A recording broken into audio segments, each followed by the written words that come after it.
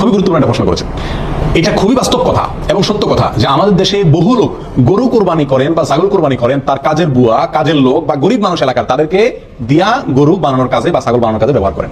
এবং ব্যবহার করার সময় যে ব্যক্তি কাজ করতেছে সেও জানে যে আমি একটু হেল্প করে দিলে, আগে জোগা দিলে আমারই গোশত দিবে। আর যিনি করাচ্ছেন তারও মাথায় আছে যে এর দিয়ে কাজ করাবো, কাজ করে যাওয়ার সময় 2-4-5 কেজি গোশত ধরাই দিব। এটা জায়েজ নাই, এটা নিষেধ। সহিহ বুখারী হাদিসে নবী সাল্লাল্লাহু আলাইহি ওয়াসাল্লাম একেবারে স্পষ্টভাবে নিষেধ করেছেন যে কসাইকে গোশতের বা পশুর কোনো অংশ দেওয়া যাবে না বিনিময় হিসাবে।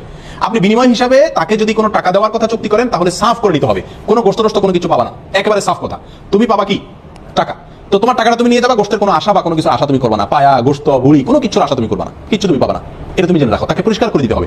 এরপরে যদি আপনি তাকে আপনার প্রতিবেশী হিসাবে বা গরিব মানুষ হিসাবে দান করেন, অন্য 10 জনকে যেভাবে দান করেন সেই হিসাবে, তাহলে এটা জায়েজ আছে।